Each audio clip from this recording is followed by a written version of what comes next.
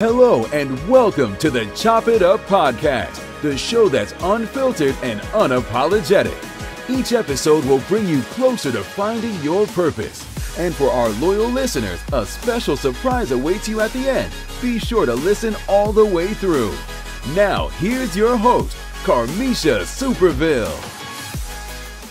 Welcome back to the Chop It Up Podcast. Super excited for this conversation tonight. And from the top, we just want to thank all our listeners. Thank you so much, you guys, for just listening to us and supporting us. Thank you so much. And we really, really appreciate you. And tonight, I'm super excited about this conversation. Listen, you guys, stick around. It's going to be very, very insightful. And I'm honored to be speaking with, oh my gosh, you guys, I am speaking with Paul Williams. He is the founder of the Inner City Handball Association, founder of Inner City Handball Association. He's also a recipient and an inductee into the United States Handball Association's Hall of Fame. Yes, you guys, we are speaking with top tier, okay? Did I forget to mention he's also the owner of an incredible trophy business called Absolutely Trophies. I am so honored to be speaking with this man, this humble soul, humble giant. He's super tall, you guys. Paul, welcome. How are you? I'm doing great, Misha. I'm doing great, and thank you for getting me on your show. Thank you. Thank you so much for availing yourself to a casual conversation. So tonight we wanted to speak about more than just a game, right? I really like that title, More Than Just a Game, because Paul, you encompass so much, right? You are a founder, you are a former president, right? You're a business owner. I think you have some specification in the IT world as well. So you're so much, right? But you're also centered, right? Because you are the founder of an incredible organization, sports-oriented organization for the last 30 years. That is remarkable. So what does more than just a game means to you? Well, you know what? Everybody says, I guess, growing up in Bedford-Stuyvesant in New York City, handball is just a game. They see courts, we have 2,000 courts in the city, and people hit the ball against the wall, and they just look at it as, it's just people are doing recreational, it's just a game. But for me, it was always more than that, because growing up in the city, it was a way to just escape a lot of stress, find a sense of community with people who had like-minded, minds. And it was just a way to look at maybe getting out of my neighborhood and growing. And it's something that I always wanted other young people to experience, because I had the opportunity to expand my horizon out of Bed-Stuy, travel the world, travel the country, compete against people of all different nationalities all over the world. And it changed my life considerably. So when I look at it, it's not just a game, it's a great sport. And it's something that everyone should be a part of, if I had my way. Yes. No, I love it. And, also your organization is like one of the leading handball associations, more so in Greater New York. So tell us about that. Like, what does that journey look like? How was your journey of becoming? What was that look like? You said growing up in Bed-Stuy, Brooklyn. What was that? Like, what was the catalyst that allowed you to see your setting, see the environment, and not go down the statistical road that so many of us go down, or the statistics that, the media likes to shove down our throat, right? What made you decide that I don't want to be that statistic? Well, thank God I had great parents, first of all. My father was a career veteran in the Navy. He served 3 tours, 3 different wars. My mother, she worked for the Board of Ed. But, because they did have jobs, I was a latchkey kid, just like many others during that time. So, you know, we wasn't really allowed to do very much, but we were allowed to play handball as long as we kept our grades up. And because I liked handball, my brother played, I wanted to be like him. My older brother played, you know, and, you know, you just want to be as good as your brother or, you know, emulate him. And that's why I started playing. But, you know, the neighborhoods were bad. And, you know, it was, I could have done other things, but the community in that time was pretty good because a lot of parents, a lot of older people looked out for you. And in fact, one person, his name was Eugene Woods. He was an accountant. And he was the only Black member that I knew of a particular athletic club, Brooklyn Union Temple, that was here in Brooklyn. They're still here over by Prospect Park. And he saw me playing handball one day, and he asked me if I wanted, this was I was probably age 13, 14. And he said, you know what, maybe you'd want to be, if you're interested in getting involved with organized handball instead of just street handball, he would sponsor me for 2 years at this club. I was very cautious at that time because I didn't really know him. He came around the park, he played a little ball, watching us play. And, you know, it's like all of a sudden he makes me this offer. And, but, you know, I'm a curious guy. And, you know, I said, can't hurt. Let me find out more about organized handball. And come to find out that there was a whole world outside of street ball where people were playing in private clubs, playing 4-wall handball, playing 3-wall handball in different states. They were lawyers, they were doctors, they were educators, you know, they were entrepreneurs, you know, and I never met a group of players or a group of people like that were welcoming. Some of them not as welcoming, but there were a lot of them were welcoming that was interested because I was a good player and they felt that I had potential. And because of that, you know, they became sort of my family of mentors. Instead of just having 1 or 2 mentors, I had a few because I was able to, you know, listen to them, understand their careers.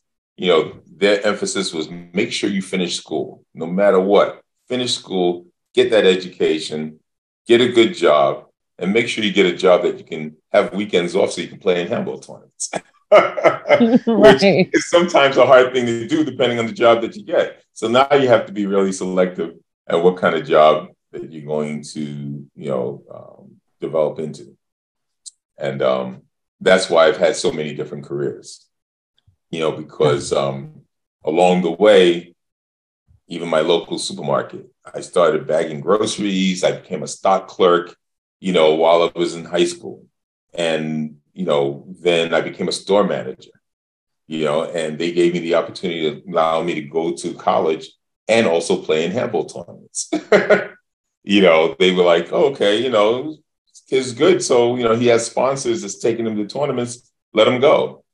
And somewhere along the line, at probably when I got to about age 30, you know, I said to myself after winning, actually not even winning a national championship, but coming in second, you know, but it was a good experience. And I was representing the New York Athletic Club at that time, which is, you know, a 150-year-old club here in New York. And some of the local kids that saw me play, because it was a picture that was taken where I was sort of like suspended in the air with one hand on the ground, a lot of the kids wanted to experience, you know, have me coach them. And with them wanting to have me coach them, then I said, you know what? Instead of just like Eugene Woods, who said, you know, one person, let me give him an opportunity. I said, let me try and give an opportunity to more. And so I had a team of 4 kids that of different nationalities that I used to pick up. And I lived in Long Island, so they lived in Brooklyn. I would pick them up and take them to the courts and take them to the private clubs, introduce them to people. And to this day, you know, they are still part of my group, even as board members and contributors. And that was 32 years ago. And then, you know, from those 4, then it ended up being, you know, like 20. Then it went to 50. Then we started having citywide tournaments to deal with hundreds of kids and then thousands of kids every year. And some people say, why do you do it so long? But every year you always find certain teams that make you feel like you just started all over again. They give you that good feeling of like, they want to learn. They want to know more. They want to be better. They want to understand how to control their tempers, how to be able to work with others, and they look for you for advice, because sometimes, they don't necessarily talk to their parents, about some of these things. Their parents are working or busy or, have a different point of view, but then they may see me going through what I've gone through, building what I've been building, and they see that's possible, and then it gives them hope, and it motivates them to even be better than who I am, which is great. I love that. Love it. I love it when kids become so much better. Now I see, I don't have any children of my own. So I used to always hear parents, always like, yeah, I want to send my kid to college. I want them to be better than I am. And, I was like, okay, this sounds good. But when you actually do it and you get that feeling from a young person that succeeded, they finished high school, they're going to college, they finish college, they get a good job, it's a great feeling. And I've had that feeling for 32 years with hundreds of kids. And it's a great feeling. And so it keeps me going and doing it. That's amazing. What I heard from you speaking, and I took some notes, you spoke about community. You spoke about mentorship. And you also spoke about excellence. And I love that, because so many times within our communities, right, we don't understand what it means to have community, to build community, how imperative that is for a child's upbringing, right? In terms of just kind of like steering them in the right direction. And I love the fact that you spoke about that. Now, recently, I did have the opportunity to support one of your annual galas, which was amazing, which was beautiful. You guys, Paul knows how to party. Gotta enjoy life. Gotta enjoy life. But Paul, what I wanted to ask you was, like, I noticed that a lot of the young people that were awarded different awards and being announced and as a part of the organization, there were not that many children of color. And I was curious about that. And, this is a real podcast. We have real conversations. And I wanted to talk about that. Do you find over the years it's hard to attract and retain young youths, inner city youths that look like you and I? I don't know if it's hard. I think, in the beginning when I started the organization, basically we had a lot of kids of color. And then over the years, what had happened, I moved out of New York City. I ended up living in Long Island in suburbia. And, I had a different perspective in life because, in the beginning, we used to have to rough it at the handball courts. We had to clean it up. We had to paint our lines, and deal with some local issues, with people who were hanging out in the parks late at night. So over the years, all of a sudden, after the first maybe 8 years, then I started just really getting the kids into indoor clubs. And then you start losing some of the kids of color because there's no indoor clubs in, there used to be, like even in Brownsville, the Brownsville Boys Club had indoor handball courts. Okay. But over the years, they got rid of them and put basketball. Basketball makes money. All right. So when basketball makes money, any place that has a handball court in areas that have kids of color, they say, oh, wait a minute, we're going to do basketball. We're not going to be doing handball. And the kids are like, well, you know what? Yeah, because you got the sneakers, you got the uniforms, you got the ball, everything is marketing. And handball is an inexpensive sport. So that's why a lot of kids played it before, because it was inexpensive. But it doesn't have that opportunity to maybe be that top basketball player. You're not going to get a salary playing handball as you would playing basketball or some other sport. So, and I understand a lot of kids of color are looking for that dream to say, hey, you know what? I'm going to be a top NBA player or a top NFL player. And, when you have those opportunities, you try and take it, even though a very small percentage of the community actually becomes that pro player, you know? And so, and then to be able to train to be that top player, you get a lot of injuries, you get a lot of physical injuries, you get a lot of different things that handball is like a lifetime sport. We have players that's playing handball 85 years old, you know? Okay. So, and I've known those players for over 50 years because I've been playing for 53 years, you know? So it's a different environment when you have, I mean, when I was growing up, some of the kids in my neighborhood that played handball, some of them died from drugs, from AIDS, you know, from, you know, just being a gang fight or something, you know. So a lot of the kids that grew up with me, and then the others moved out of state because they just wanted to be in a safer environment. And I did sort of the same thing. But then I realized that even coming back, you know what? Like now I live back in Brooklyn and I see certain things, and I'm on the board of the YMCA. So I've dealt with a lot of kids in Brooklyn and Queens, you know, Manhattan. And I realized that, you know, you just can't abandon those kids and not have to give them the opportunity to even think about playing in an organized environment. And then I think about Eugene Woods, who told me the same thing. He gave me that opportunity. So why shouldn't I just go into some neighborhoods and say, hey, you know what, we're going to have some outreach events, which we did in Lincoln Terrace Park and St. John's Park for Bed-Stuy and Crown Heights area.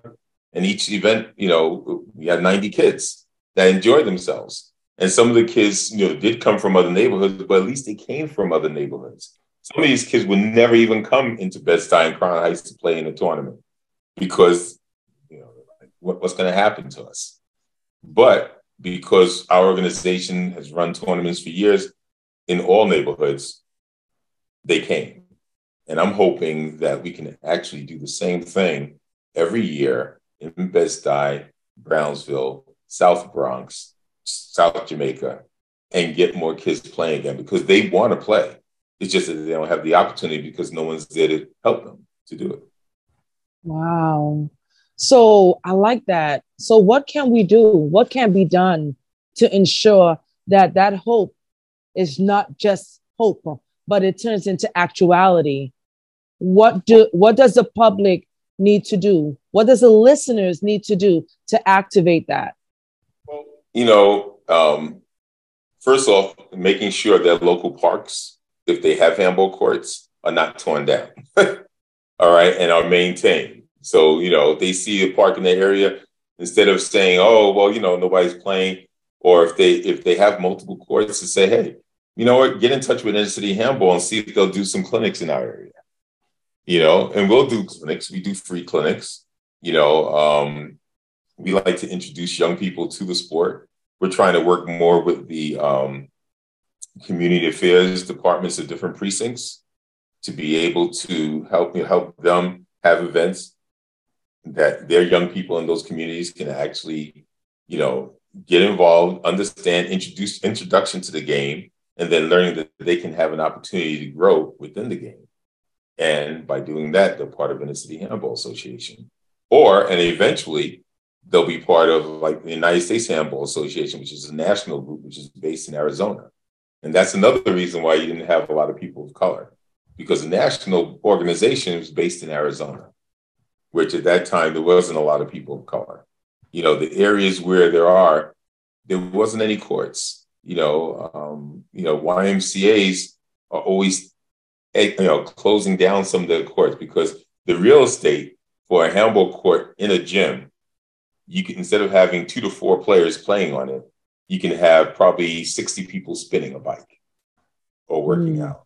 So I'm trying to get local officials, especially in Brooklyn or in New York City completely, just to have a facility that could be for handball that then you can have for training to teach these kids how to play. And I'm hoping that some of the local politicians will work on that. I'm looking at real estate areas in, you know, like maybe Sunset Park or East New York, Brooklyn. You know, I was hoping to get maybe something put up in Shirley Chisholm National Park, you know, as another location, or use one of the armories that's here because, you know, we can retrofit some of these armories for swimming, for basketball, for tennis, but they don't do handball.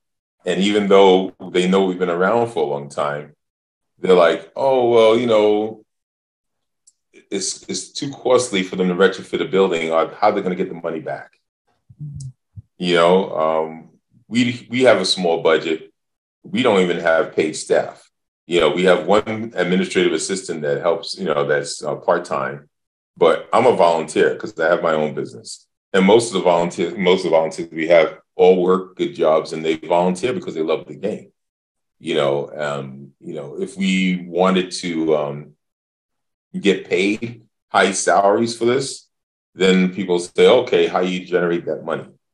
We don't have the big sponsors anymore. We used to have a Spalding sponsor. Spalding had the ball, created the ball. We had that. We had Gatorade, but there's a lot of companies that are businesses in health products and sports products that could be potential sponsors to us. And we reach out to some of them. And a lot of them, they don't get back. They'll give you a small amount. Luckily, we have family foundations that have been helping us. And the family foundations and the grassroots players themselves become members. They donate. And, that's what keeps us going for the 32 years. Wow. Man. So what I heard, I hope y'all listening, but what I heard is advocacy, big advocacy, partnership, another factor in longevity, and become an ally of the sport. Did I hit it right, Paul? Yeah, you did. Actually, you have. We just started a streaming channel on Roku devices called All Things Handball. It's the Handball Channel, and it has a lot of information about the history of handball. And you will see some people of color, but then you don't see some people of color as the ages, because it has like history from beginning on. And but we're trying to change that because, just as the dinner that you went to, we had 3 Hall of Famers enter the National Hall of Fame. John Rookie Wright, Tony Roberts, and Satish Jagnandan. Okay. And all of them are people of color. Now, 30 years ago, there were no Hall of Famers of people of color. I was the first that was admitted in, of color into the Hall of Fame, the National Hall of Fame. And it gave me great pleasure to now, over the years, there have been a number of them, African-Americans that have been put in, Hispanics that have been put into the Hall of Fame from New York. And that deserves, Paul, hold on, that deserves a round of applause. I'm just like, that's amazing. Wow. Congrats. Yeah. Yes, so, please. They're a true example of, people of color do play and they do excel in it, because you don't make it into the Hall of Fame just being an average player. You have to be a committed, dedicated player. And, we're going to get back to that because Satish, Rookie, and Tony Roberts all played in my tournaments for years, as well as the national scene and the international. But they may not have been exposed to that if they weren't part of my group eventually in the beginning. And that's that's the best part about it. A lot of kids they still don't know about our organization. They don't know about the national organization. And that's why people still think it's a game. Well, let me just say this from the top. I didn't even know anything about handball, child. Yeah. I didn't even know, I know handball, but I didn't know handball. Like, it's only me attending your event and seeing all these prestigious folks and listening to these bios. And I'm like, whoa, like, this is legit. Like, this is a game. And I was just so mesmerized. So that's why I was so happy that we connected. Because I was like, I really want to provide you with a platform to just speak, organically about the sports and, the love of the sports. That's why I kind of wanted to talk about it from the perspective of more than a game, because so many times we have this ideology that, no, this is just a game. This is just a sport, but this is your passion. This is your love for the sports that now you came back into the inner city and you're pulling young people in, right? And this is just amazing. So let's talk a little bit about purpose, as we're speaking, right? how have your purpose allowed you to manifest this life, whatever this life looks like for you? How has your purpose allowed you to manifest and or reimagine or reinvent yourself? Let's talk about that. You know, my purpose pretty much sort of developed into just trying to help my community a little bit more. You know, growing up, I guess I had visions of Martin Luther King, Malcolm X, and John F. K. getting assassinated, you know, and then you had the Vietnam War. So, you know, it's just like a lot of stuff was going on. And you just say to yourself, well, people aren't getting along in so many different places. And then, you know, you go to different neighborhoods and maybe people weren't getting along that way either.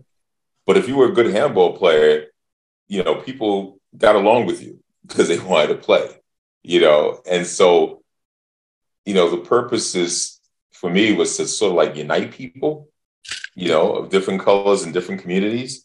And then through having tournaments, have that vehicle that they all come together for the same purpose. They enjoy it. They have a great time. Doesn't matter who they are. You know, the sportsmen, sportswomen, they enjoy it and they get along. And so the purpose is really just bring people together in a safe, nonviolent environment. And I mean, that's the basic purpose. Now, if they become champions after that, you know, that's an added bonus, you know, for them to be champions and, you know, get into a Hall of Fame. That's, you know, like, that's amazing for that to happen. Paul, what keeps you going? What keeps you going each and every day? Each and every day is just the thoughts of that I've been helped all along the way by many different people. You know, most of my employees actually were handball players too, to some degree. So they gave me that opportunity to keep expanding it, and they motivated me to keep on pushing the envelope and saying, let's do this.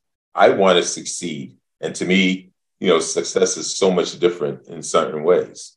You know, I work hard in my businesses so I can play more handball, so I can have more people play handball. You know, most people say, oh, you know, they're focused and motivated on their business so they can, you know, make a living and, you know, support their families. But to me, handball is my family, you know, so, you know, I try and every turn make sure the businesses that I'm in is supporting that mission of just making sure more and more kids, you know, get the opportunity to experience the sport, to get the connections. I've had so many personal and professional connections from people in the sport that's helped me grow my business.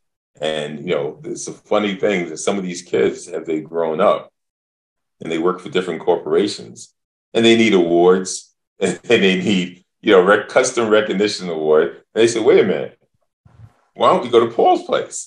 You know, and they remember and they're like, you know, yeah, we're going to bring you some more business. And that's a good feeling too, that, you know, some kids I knew for a little while but, you know, they're friends, they all know me and they're like, yeah, we know you and we're going to go buy from you. So, you know, that's good motivation too. You know, it's just good to see them, kids of all different nationalities, just being really thoughtful and wanting to help and give back. You know, first and foremost, I just want you to know that I admire you so much. I just admire your humility, right? Your persona of service, right? There's so many of us, you know, we talk a good game, but you're actually walking it. And I've seen it live and direct as well. And I just want you to know that and just continue walking in that spirit because it's so admirable. It really is. No, thank you. Thank you for just thinking of us and thinking about your community and thinking about ways of just making us better, especially with everything that's happening now, Paul. Yeah. You know, the heaviness of the world that we live in, the heaviness, I think hearing conversations and hearing stories like yours is so needed, you know? So you are the former president of the Inner City Handball Association, right? Which is an amazing organization. Now, what would be your advice for a young person that's listening to this podcast, right? And that might be thinking about, I want to start a sports-oriented nonprofit or organization or business. How can I start something like that and ensure that it's profitable? Because I like what you said about how you were able to link your passion and still allow you to be profitable, right? So what would your advice be to a young person that's listening and wants to start a sports-oriented business? Got to be really dedicated. You have to have a strong heart because it's not easy. It's not easy. It may look easy now to some people because we've done a lot, but there was a lot of growing pains, and anyone that's looking to start something, make sure that they do it the right way, making sure they start the business, make sure if they're doing a nonprofit business, make sure they're a 501c3, or higher so this way they can get donations.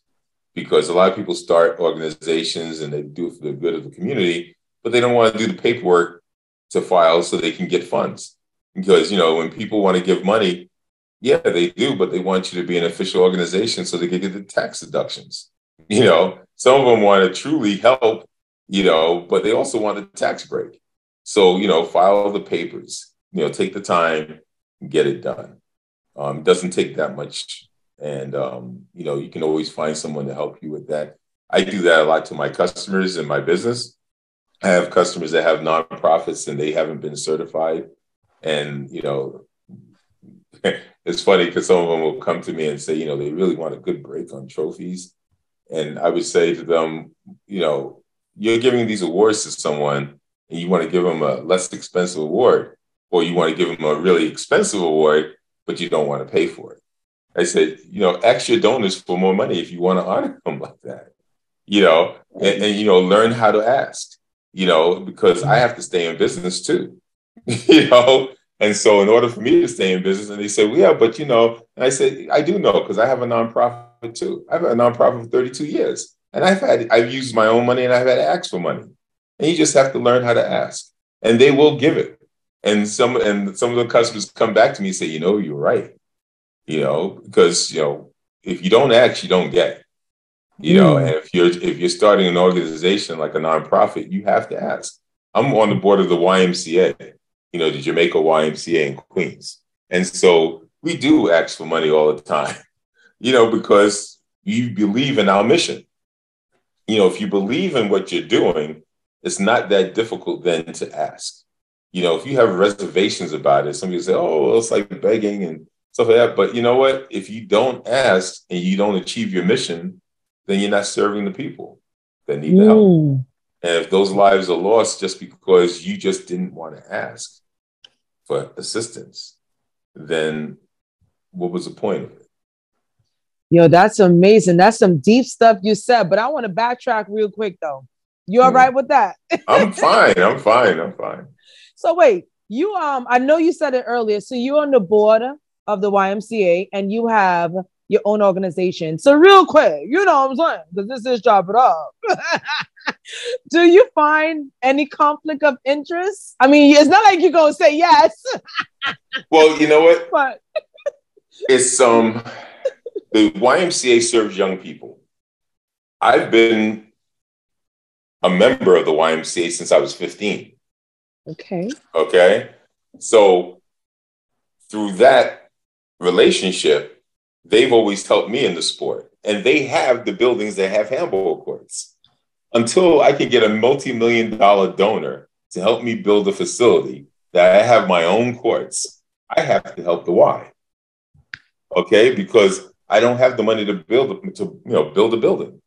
The YMCA, yeah, it's not really a conflict of interest if I'm raising money also to help the Y, because by helping the Y, they help me. So we're reciprocating. Got it. To me, it's not really a conflict of interest. It's a conflict of interest if I go after their sponsors, but I don't. Some of the sponsors, after they learned about us, they want to help us also.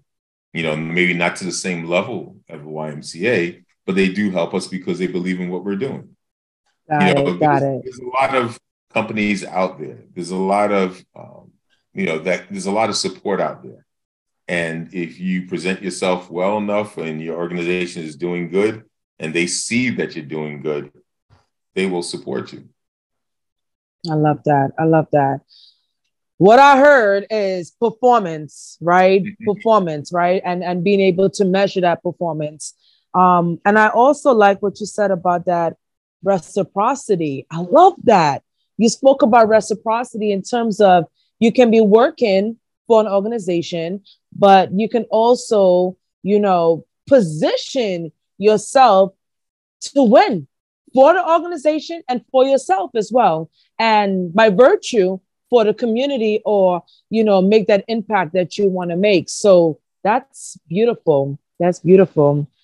Man, I could talk to you all day. Do I got you all day? Hey, when it comes to handball, and I've had a lot of years of experience in a lot of things. So I guess I can talk about all of it for a long time if you gave me the time. I love it.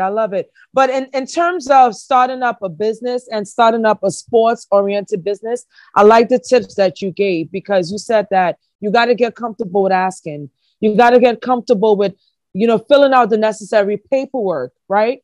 And so many times we don't do the mundanity, right? The stuff that we're supposed to do and expect to get funding. Like I was having a conversation, funny enough, a few weeks ago with an elected official and a partner of mine. And one of the questions the elected official asked was, well, have you ever received funding? Now, this is a really popular organization. They're killing it, like really popular. And the person said, no, we never received any funding. And I'm like shocked. I'm like, what? And that is so accurate what you said. You got to get comfortable with asking. So many of us just have beautiful aesthetics, but there's no baseline beyond that. You know what I'm saying? If that makes sense? Yeah, no, it does. We try to, and sometimes, we forego the aesthetics in the beginning, because I wanted to reach out to the kids. And I figured, and I put my own money into it because I felt that, it's just like anything else. You have to have, you have to invest in yourself, and if you don't invest in yourself, so I had a vision of what it could be. And so my thing was, let me invest it myself, had a few family and friends that helped out and they believed in it. And, they helped and supported it, and then, just took on a life of its own and we kept on growing, One thing I tell any young person, though, too, which when I was at your summit, the other thing is that make sure you have good credit.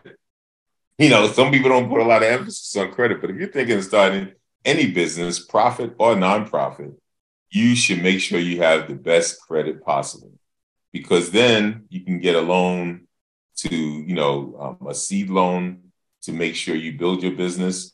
Or, when you have your paperwork correct, you can apply for grants too. And if you get grants and seed loans, then you may be able to get to your vision, your mission sooner than you thought, because you now have resources, because you have to have resources in order to grow.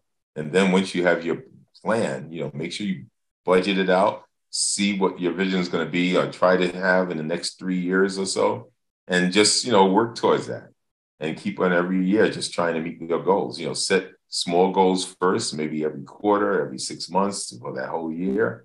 And just say, okay, if you don't meet it, don't beat yourself up. Just keep on trying. That's a lot of the people, they set goals and then they beat themselves up because they haven't made it to where they thought.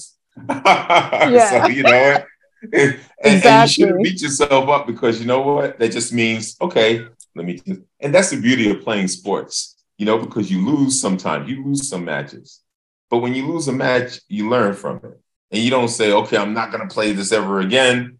I'm going to say, well, let's see, what did I learn? I'm going to play this guy and I'm going to get him. I just played in the tournament this weekend and I lost to a gentleman that I didn't really quite remember. And, I lost 21-17, 21-18. It was a close match. But the thing is, he told me, he said, you played me 30 years ago and you beat me bad. So I was like, I didn't remember him, what? But he did. But he didn't give up the game 30 years ago because he got beat bad. He just said, I'm going to get better. Right. And that's what sports do to you. So if you're in business and sometimes, you hit a rough patch and, things don't go all your way, but you got to pick yourself up and continue. I love that. Man, you're so wise. I need you on my shoulder, like just giving me good advice. Like, Kamisha, don't do that. You're so wise, Paul. I love it. So as we conclude, which I don't want to, but we are going into the holiday season and I love the holidays, right? What are your holiday aspirations? Like, what's your aspiration? What you looking forward to? And lastly, what is in your professional toolkit? What is in your professional toolkit, rather like, in terms of success? Like, what is your go-to? Ooh. Holidays time, I just look for rest and, just peace, peace of mind. When it gets towards the holiday, I don't really push business and work as much because I really say, okay, you worked hard all year. And, in my business, really towards the holidays, it's not as busy as the rest of the year, because I deal with a lot of schools and universities and stuff. So when they close down, it's like, okay, I can push for some other business, but I'd rather not because it's time for me to take a break. I think for personally in my toolkit, I have a lot of experience in different businesses. So every business you go into or anywhere you work, I have interns that start working and, the little things they should learn. So this way, that becomes part of their toolkit, whether it's just being reliable, responsible, have some integrity, because that's really important. Because, when people look at you to give you loans or grants, they also interview you to see who you are, And so if you don't have a personality of some sort and you can't communicate to them, then, that's going to be you're selling yourself short. So you have to be able to be expressive and be confident. You just have to be determined.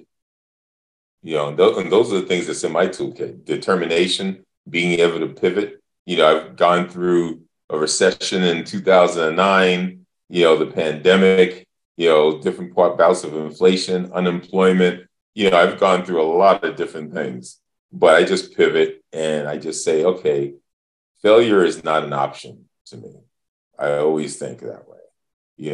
And so no matter what, I get to a low point, but I say, you know what, I got to think my way out of this or figure it out. And usually I do. I've been fortunate and blessed to do that. And I've been fortunate and blessed to have a community around me of handball players that have given me opportunities to make sure that, and ideas, different other businessmen that's older than me, that, and they tell, 90-year-old guys, these guys, they've owned their own business. They have a lot of wisdom and knowledge, and so you listen to them and, sometimes you don't pay attention to all of it, because you're an individual, but you listen to it, so at least you have the right information to make a decision. Absolutely. Wow, that's really nice. All right. What are you sitting next to? Is that one of your awards? I love that. What's that? Let me see how that looks. That is a custom award wow. that I made because when I got into this business, there really was not any awards for handball, that's specific to handball. And before I got into this business, I've won many awards throughout the years in handball. And the best awards that I've received were in when I went to the World Championships, because they always had Waterford crystal, which was awesome crystal. And I said to myself, when I got into the trophy business, I was going to start with some custom awards for handball. So, this was one that I first came out with. Put it back on the screen. Let's see it real quick. Yeah. It's beautiful. Wow. So, it has eye guards because you use eye protection, and it has the ball in the hand, Nice. and that's, I said, this is a good award. It's unique. No one else has it, so I designed the mold and got it done. And, even on even the back of it has like the veins in the hand because, this game puts a lot of pressure on your body too. And, the intensity of it. And, at the dinner, I had crystal awards because I started coming out with a line of crystal, 3-dimensional handball images, so this way, getting closer to getting that perfect award that will be similar to a Waterford, but a little bit more designed just for handball. Man, Paul, you are too talented. What is going on in that mind? That is amazing. Wow. Too much goes on in my mind. Too much, right? I mean, do you ever sleep? Like, what is your sleep? I sleep 4 to 6 hours a day, maybe a little bit less sometimes, but my mind, when I'm sleeping, ideas come in my head. So when I wake up, I'm like, oh yeah, this is what I'm going to do. You know? I love that. I love that. Man, always thinking, wow, that's amazing. Well, I'm so honored, really and truly. It's been a pleasure speaking to you. Thank you for just allowing yourself to come on this podcast and just chop it up, have a organic conversation. It's really been amazing learning about your organization and just learning about your why. I think it's really essential that we speak about our whys because that is the story that we tell. And so thank you. Any last words as we close off? My last words are, we've been around for 32 years and I'm hoping we are around for another 32 years. So I'm hoping that your listeners, think about finding out more about organized handball and go to our website, icha.org, and consider being a member or considering sponsoring a young person to be a member, and then maybe, connecting us with businesses and other foundations that may think our mission is worthwhile for them to support. And that'll keep us going. I would appreciate that. I love that. I love that. We're going to support you. We're going to put all the information about your organization. And just thank you so much, man. I appreciate you. Just know that. All right. Well, Paul thank you. Williams. You're welcome. Paul Williams, founder of the Inner City Handball Association and inductee into the United States Handball Association's Hall of Fame. My God. Other thing. One thing I forgot to tell you, last 2 months ago, I received the United States Presidential Lifetime Achievement Award for community service and volunteerism because of the handball, which was amazing. So another round of applause. That's amazing, Paul. Listen, make sure all that success rub up over here, okay? I'll put it through the camera. It's going put it through, Come on, spread the love. Listen, it's been a pleasure. Thank you so much. All the best to you. Happy holidays. Same to you. Same to you. Bye, you guys. Thank you so much for listening to the Chop It Up podcast. If you like this episode, which I know you did, like, subscribe, and share. Share this episode. This is a powerful episode about really community. Getting involved with a sports that's legendary and more so keeping our kids off of the street and into positive activity. So get involved. We'll put all of Paul's information and the organization information up in our bio. Make sure you guys like, share, and subscribe. We'll see you on the next Chop It Up podcast. Bye, you guys.